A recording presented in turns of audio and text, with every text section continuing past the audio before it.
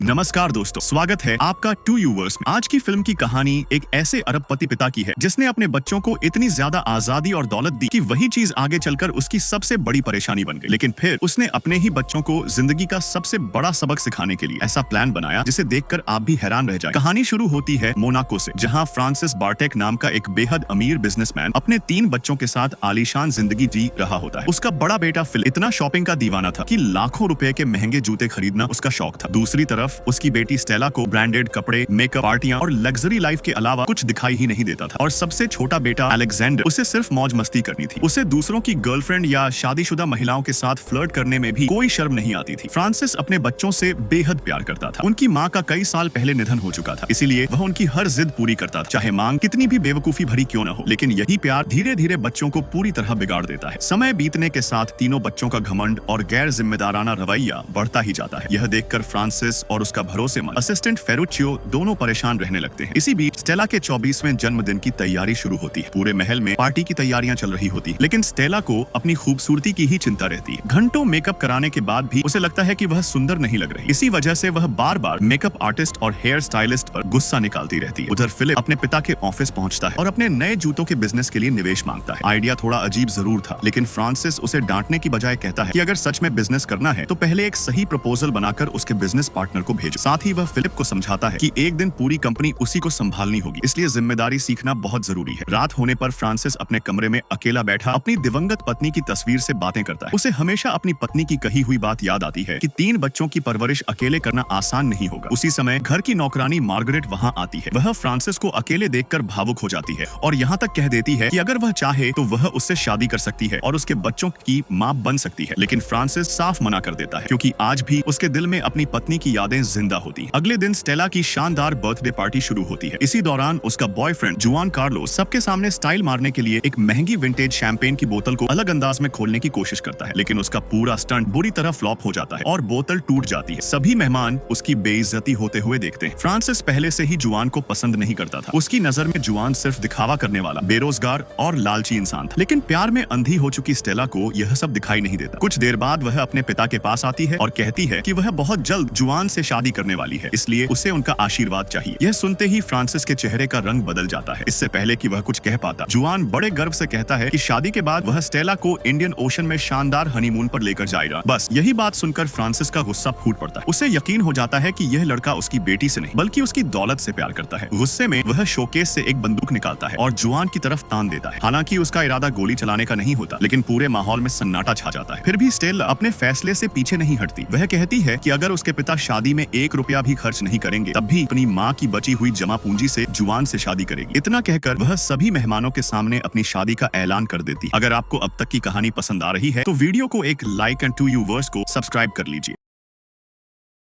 उधर पार्टी में हुए ड्रामे के बाद फ्रांसिस को लगातार अपने बच्चों की हरकतों की खबरें मिलने लगती हैं। सबसे पहले उसे पता चलता है कि फिलिप बिजनेस संभालने की बजाय अपने दोस्त के हाथों जरूरी डॉक्यूमेंट भेजकर खुद प्राइवेट जेट में पार्टी कर रहा है। इसी बीच अलेक्जेंडर के प्रोफेसर का भी फोन आता है। वह शिकायत करता है कि अलेक्जेंडर उसकी पत्नी के साथ अफेयर चला रहा है, लेकिन अगले ही पल जो नजारा सामने आता है उसे देखकर खुद फ्रांसिस के होश उड़ जाते हैं। अलेक्जेंडर कमरे से बिना शर्ट के बाहर निकलता है और उसके पीछे सिर्फ प्रोफेसर की पत्नी ही नहीं बल्कि उसकी बेटी भी आती है। प्रोफेसर उन्हें देखते ही गुस्से से आग बबूला हो जाता है, जबकि तीनों वहां से भाग निकलते हैं। अब फ्रांसिस को एहसास हो जाता है कि उसके तीनों बच्चे पूरी तरह हाथ से निकल चुके हैं। यह सब देखकर उसे इतना बड़ा सदमा लगता है कि वह वहीं बेहोश होकर गिर पड़ता है और सीधे अस्पताल पहुंच जाता है। लेकिन हैरानी की बात यह थी कि अस्पताल में भी तीनों बच्चे अपने पिता की चिंता करने के बजाय छोटी छोटी बातों पर आपस में बहस कर रहे थे। तब फ्रांसिस का भरोसेमंद साथी फेरुचियो उन्हें बाहर भेज देता है ताकि फ्रांसिस आराम कर सके। कमरे में अकेले होने के बाद फ्रांसिस फेरुचियो के साथ एक ऐसा गुप्त प्लान बनाता है जिसके बारे में किसी को भी पता नहीं होता। 2 महीने बाद एक सुबह पूरे बार्टेक मेंशन में अफरा तफरी मच जाती है। फिलिप, स्टेला और अलेक्जेंडर घबराकर अपने पिता को ढूंढने लगते हैं, क्योंकि अचानक उनके सभी बैंक अकाउंट, क्रेडिट कार्ड और पैसों तक पहुंच बंद हो चुकी होती है। वे समझ ही नहीं पाते कि आखिर ऐसा हुआ कैसे। तभी बाहर पुलिस की कई गाड़ियां आकर रुक जाती हैं। कुछ ही सेकंड में पुलिस पूरे बंगले को चारों तरफ से घेर लेती है। इतने में फ्रांसिस हाथ में बंदूक लेकर दौड़ता हुआ आता है और बिना कुछ समझे अपने बच्चों को पीछे के दरवाजे से बाहर निकाल देता है। वे कार से भागना चाहते हैं, लेकिन पुलिस पहले ही उनकी सारी लग्जरी कारें जब्त कर चुकी होती है। मजबूरी दूरी में फ्रांसिस सड़क पर जा रही एक कार रोककर उसे अपने कब्जे में ले लेता है और पूरा परिवार वहां से भाग निकलता है। हालांकि थोड़ी दूर जाकर फेरुचियो उस कार के असली मालिक को पैसे देकर उसकी भरपाई कर देता है। रास्ते में तीनों बच्चे बार बार पूछते हैं कि आखिर हुआ क्या है। तब फ्रांसिस उन्हें बताता है कि उसकी कंपनी में करोड़ों रुपए का घोटाला हुआ है। सरकार ने कंपनी के सारे अकाउंट फ्रीज कर दिए हैं और अगर वे पकड़े गए तो उन पर भी गबन का आरोप लग सकता है। यह सुनकर तीनों बच्चों के पैरों तले जमीन खिसक जाती है। फ्रांसिस तुरंत सभी को अपने मोबाइल फोन फेंकने का आदेश देता है ताकि पुलिस उनकी लोकेशन ट्रैक न कर सके। इसके बाद वह अपने बच्चों को लेकर एक छोटे से गांव में अपने पुराने पिता के जर्जर घर पहुंचता है। घर की हालत देखकर तीनों दंग रह जाते हैं। न बिजली जैसी सुविधाएं, न नौकर चाकर, न महंगी गाड़ियां, सिर्फ टूटी हुई दीवारें और बेहद साधारण जिंदगी। थोड़ी ही देर में फिलिप भूख की शिकायत करने लगता है, लेकिन घर में खाने के लिए कुछ भी नहीं होता। तब फ्रांसिस उन्हें सिखाता है कि मुश्किल वक्त में इंसान कैसे छोटी छोटी चीजों से भी अपना पेट भर सकता है। अगली सुबह वह साफ शब्दों में कह देता है, अगर जिंदा रहना है तो अब खुद कमाना सीखो, क्योंकि अब हालात पूरी तरह बदल चुके थे। जो बच्चे कभी करोड़ों की दौलत पर ऐश करते थे, आज वही अपने पिता का पेट भरने के लिए नौकरी ढूंढने निकलने वाले थे। अगर आपको कहानी अब तक पसंद आ रही है तो वीडियो को लाइक जरूर करें और अगर 2U को सब्सक्राइब कर लीजिए। अगली सुबह फ्रांसिस अपने बच्चों को जल्दी उठाकर साफ कह देता है कि अगर इस नई जिंदगी में जीना है तो अब हर किसी को खुद नौकरी करनी होगी, क्योंकि अब उनके पास न पैसा था और न ही कोई नौकर। सबसे पहले अलेक्जेंडर एक निर्माण स्थल पर काम करने पहुंचता है, लेकिन उसने जिंदगी में कभी मेहनत नहीं की थी, इसलिए काम करने की बजाय वह बाकी मजदूरों को परेशान करने लगता है। नतीजा यह होता है कि उसे कोई भी गंभीरता से नहीं लेता। उधर फिलिप अपने पुराने अमीर दोस्तों को फोन करके पैसों की मदद मांगता है, लेकिन जिन लोगों पर उसे सबसे ज्यादा भरोसा था वही उसका मजाक उड़ाने लगते हैं। उसे पहली बार एहसास होता है कि दौलत खत्म होते ही लोग भी साथ छोड़ देते हैं। वहीं स्टेला चोरी छिपे किसी का फोन लेकर अपने बॉयफ्रेंड जुआन को कॉल करती है। वह उससे झूठ बोलती है कि वह अपने पिता के साथ छुट्टियां मनाने गई हुई है, क्योंकि वह अपनी असली हालत उसे बताना नहीं चाहती थी। शाम को फिलिप और अलेक्जेंडर खाली हाथ घर लौटते हैं, लेकिन स्टेला कई ब्रांडेड कपड़ों के बैग लेकर आती है। यह देखकर सब खुश होने की बजाय हैरान रह जाते हैं। असल में स्टेला ने ये कपड़े खरीदने के लिए फिलिप की महंगी घड़ियां बेच दी थी और सारा पैसा अपने शौक पूरे करने में खर्च कर दिया था। यह सुनते ही फिलिप का गुस्सा 7वें आसमान पर पहुंच जाता है। वह स्टेला के नए कपड़ों पर तेल डाल देता है और कहता है कि इस वक्त उन्हें फैशन नहीं बल्कि खाने की जरूरत है। इसी बीच उनके पुराने नौकर मार्गरेट और मैथियास वहां पहुंच जाते हैं। फ्रांसिस समझ जाता है कि अगर उसके बच्चों को फिर से पुरानी सुविधाएं मिलने लगी तो उसका पूरा प्लान बेकार हो जाएगा, इसलिए वह दोनों को तुरंत वहां से जाने के लिए कह देता है। हालांकि जाते जाते मैथियास स्टेला को एक रेस्टोरेंट का पता देता है जहां वेट्रेस की नौकरी खाली थी। अगले दिन फिलिप एक कंपनी में इंटरव्यू देने जाता है, लेकिन इंटरव्यू में भी उसका घमंड कम नहीं होता। वह शुरुआत में ही मोटी सैलरी, बड़ी कुर्सी और कई सुविधाओं की मांग करने लगता है। कंपनी वाले उसकी बात सुनकर मुस्कुरा देते हैं और उसे ऑफिस की नौकरी नहीं बल्कि रिक्शा चलाने का काम दे देते हैं। उधर स्टेला रेस्टोरेंट पहुंचती है जहां वही मैथियास अब मैनेजर बन चुका था। वह स्टेला को बहुत धैर्य से सिखाता है कि ग्राहकों से कैसे बात करनी चाहिए और एक अच्छी वेट्रेस कैसे बनना चाहिए। दूसरी तरफ फ्रांसिस बाहर फेरुचियो के साथ आराम से लॉबस्टर और महंगा खाना खा रहा होता है। तभी अचानक घर के अंदर से आवाज आती है। दरअसल अलेक्जेंडर जाग चुका होता है। फेरुचियो तुरंत वहां से निकल जाता है ताकि अलेक्जेंडर उसे देख न सके। वहीं फ्रांसिस जल्दी जल्दी प्लेटें छिपाने लगता है, लेकिन अलेक्जेंडर लॉबस्टर की प्लेट देख लेता है और पूछता है कि यह कहां से आया। फ्रांसिस मुस्कुराकर झूठ बोल देता है कि उसने नदी से मछली पकड़कर इसे बनाया है। शाम को फिलिप और स्टेला अपनी पहली कमाई अपने पिता को सौंपते हैं। फ्रांसिस उस पैसे का एक हिस्सा खाने के लिए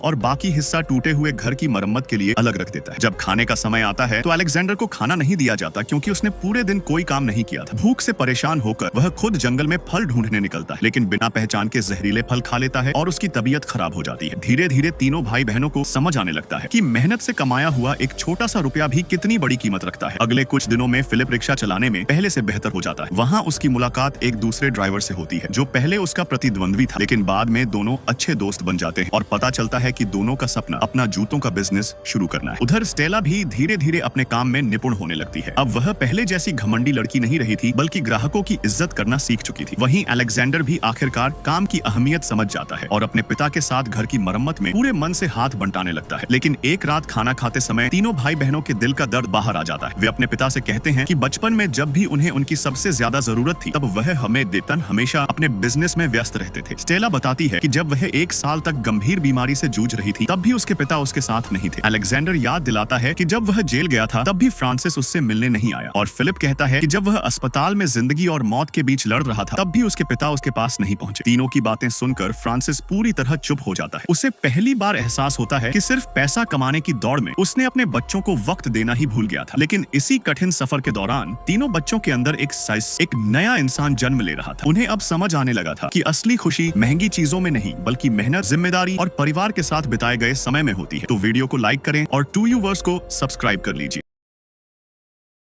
धीरे धीरे तीनों भाई बहन पहले से कहीं ज्यादा जिम्मेदार बन चुके थे, लेकिन उन्हें नहीं पता था कि उनकी जिंदगी में एक और बड़ा तूफान आने वाला है। उधर जुआन कार्लोस आराम से स्टेला की एक दोस्त के साथ वक्त बिता रहा होता है। बातचीत के दौरान उसे पता चलता है कि बार्टेक परिवार अचानक गायब हो गया है और उनके साथ कुछ बड़ा हुआ है। जुआन को पहले से ही फ्रांसिस के असिस्टेंट फेरुचियो पर शक था, इसलिए वह खुद इस पूरे मामले की जांच शुरू कर देता है। कई दिनों की तलाश के बाद आखिरकार उसे उस छोटे से गाँव का पता चल जाता है जहाँ फ्रांसिस अपने बच्चों के साथ रह रहा था। जब जुआन वहाँ पहुँचता है तो फ्रांसिस उसे देखकर घबरा जाता है। उसे डर था कि अगर जुआन ने उसके बच्चों के सामने पूरी सच्चाई बता दी तो महीनों की मेहनत एक पल में बर्बाद हो जाएगी। लेकिन जुआन भी बहुत चालाक था। वह फ्रांसिस से कहता है, मैं तुम्हारा राज किसी को नहीं बताऊंगा, लेकिन बदले में तुम्हें मेरी एक शर्त माननी होगी। उसकी शर्त थी कि फ्रांसिस बिना किसी विरोध के स्टेला की शादी उससे करा दे। अपने बच्चों की मेहनत और बदलाव को बचाने के लिए फ्रांसिस मजबूरी में उसकी बात मान लेता है। कुछ देर बाद फिलिप, स्टेला और अलेक्जेंडर घर लौटते हैं। जुआन मुस्कुराते हुए सबको खुशखबरी देता है कि उसने सरकार से बात करके उनकी सारी संपत्ति और बैंक अकाउंट वापस दिलवा दिए। यहाँ तक कि वह दावा करता है कि उसने अपनी दूसरी प्रॉपर्टी बेचकर उनकी मदद की है। यह सुनते ही तीनों भाई बहन खुशी से झूम उठते हैं। उन्हें लगता है कि उनकी मुश्किलें आखिरकार खत्म हो गईं। कुछ ही समय बाद पूरा परिवार वापस अपनी आलीशान हवेली में लौट आता है। तीनों बच्चे फिर से अपनी पुरानी लग्जरी लाइफ देखकर बेहद खुश थे। लेकिन फ्रांसिस के चेहरे पर खुशी नहीं बल्कि गहरी उदासी थी। उसे लग रहा था कि जिस सबक के लिए उसने इतना बड़ा नाटक किया था, कहीं वह सब बेकार न चला जाए। अगले दिन फ्रांसिस अपने तीनों बच्चों को ऑफिस बुलाकर पूरी सच्चाई बताने का फैसला करता है। लेकिन उसी समय जुआन स्टेला को लेकर सीधे शादी के रजिस्ट्रेशन ऑफिस पहुंच जाता है। जैसे ही फ्रांसिस को इसकी खबर मिलती है, वह तुरंत जुआन को फोन करता है और स्टेला से बात कराने की कोशिश करता है, लेकिन जुआन जानबूझकर फोन उसे नहीं देता। अब फ्रांसिस के पास समय बहुत कम बचा था। वह तुरंत फिलिप और अलेक्जेंडर को साथ लेकर रजिस्ट्रेशन ऑफिस की ओर दौड़ पड़ता है। उधर शादी की रस्म शुरू होने ही वाली थी कि तभी स्टेला की नजर एक जरूरी दस्तावेज पर पड़ती है। वह देखकर हैरान रह जाती है कि जुआन का असली नाम जुआन कार्लोस नहीं बल्कि केविन लापोर्टे है। स्टेला कुछ समझ पाती उससे पहले ही फ्रांसिस वहां पहुंच जाता है। इस बार वह अपने बच्चों से कोई झूठ नहीं बोलता। वह गहरी सांस लेकर पूरी सच्चाई बता देता है। वह कहता है कि न तो कंपनी में कोई घोटाला हुआ था, न पुलिस उसे पकड़ने आई थी और न ही सरकार ने उसके अकाउंट फ्रीज किए थे। यह सब एक सोचा समझा नाटक था। उसने यह सब इसलिए किया ताकि उसके बच्चे पहली बार मेहनत, जिम्मेदारी और असली जिंदगी की कीमत समझ सके। फ्रांसिस की बातें सुनकर वहाँ कुछ पल के लिए पूरी तरह सन्नाटा छा जाता है, लेकिन अगले ही पल तीनों भाई बहनों के चेहरे पर गुस्सा साफ दिखाई देने लगता है। उन्हें विश्वास ही नहीं होता कि उनके अपने पिता ने उन्हें महीनों तक इतना बड़ा झूठ बोलकर धोखे में रखा। आखिरकार तीनों फैसला करते हैं कि अब वे अपने पिता के साथ नहीं रहेंगे। फ्रांसिस वहीं खड़ा अपने बच्चों को जाते हुए देखता रह जाता है। उसे पता था कि उसने जो किया उसका मकसद सही था, लेकिन शायद तरीका गलत था। दोस्तों, हमारे चैनल 2U वर्स को सब्सक्राइब कर लीजिए।